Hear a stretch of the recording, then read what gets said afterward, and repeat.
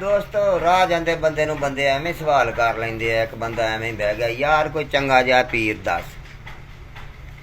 ਮੈਂ ਕਿਹਾ ਵੀ ਦੋਸਤਾ ਚੰਗੇ ਦਾ ਮੈਨੂੰ ਨਹੀਂ ਪਤਾ, ਤੇ ਉਦਾਂ ਇਹ ਦੱਸ ਵੀ ਪੀਰ ਕੋਈ ਰਾਹ ਜਾਂਦਾ ਹੋਣਾ ਚਾਹੀਦਾ ਕਿ ਪੱਕਾ ਹੋਣਾ ਚਾਹੀਦਾ। ਹਾਂਜੀ।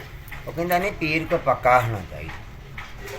ਮੈਂ ਕਿਹਾ ਵੀ ਅੱਗੇ ਪਿੱਛੇ ਵਾਲਾ ਹੋਣਾ ਚਾਹੀਦਾ ਕਿ ਜਿਹਨੂੰ ਕੁਰਾਨ ਦੱਸੇ ਉਹ ਪੀਰ ਹੋਣਾ ਚਾਹੀਦਾ। ਹਾਂਜੀ। ਉਹਨੇ ਕਿਹਾ ਯਾਰ ਜਿਹਨੂੰ ਕੁਰਾਨ ਪੀਰ ਆਖੇ ਉਹ ਹੋਣਾ ਚਾਹੀਦਾ। ਤੇ ਮੈਂ ਕਿਹਾ ਫਿਰ ਕੁਰਾਨ ਤੇ ਭਾਈ ਮਾਂ ਪਿਓ ਨੂੰ ਹੀ ਪੀਰ ਕਹਿੰਦਾ ਈ। ਹਾਂਜੀ। ਅੱਲਾਹ ਪਾਕ ਫਰਮਾਉਂਦਾ ਵਾ, ਜਦੋਂ ਇੱਕ ਬੁਢਾਪੇ ਦੀ ਉਮਰ ਨੂੰ ਪਹੁੰਚ ਜਾਣ ਤੁਹਾਡੇ ਵਾਲਿदैन, ਉਹਨਾਂ ਨੂੰ ਮੈਂ ਆਪਣੀ ਦਿੱਤੀ ਹੋਈ ਦਿਨਾਈ ਵਾਪਸ ਲੈ ਲਵਾਂ, ਤੋ ਇੱਕ ਗੱਲ ਨੂੰ ਬਾਰ-ਬਾਰ ਰਿਪੀਟ ਕਰਨਾ ਸ਼ੁਰੂ ਕਰ ਦੇਣ। ਕਿੱਥੋਂ ਆਇਆ 20 ਵਾਰੀ ਪੁੱਛੀ ਜਾਣ, 20 ਵਾਰੀ ਤੂੰ ਦੱਸੀ ਜਾਵੇਂ, ਤੇ ਸਮਝ ਲਈ ਵੀ ਇਹਨਾਂ ਦੀ ਦੁਆਰ ਸੇ ਮੁਹੱਲਾ ਤੇ ਹੁਣ ਪਹੁੰਚਣ ਵਾਲੀ ਆ।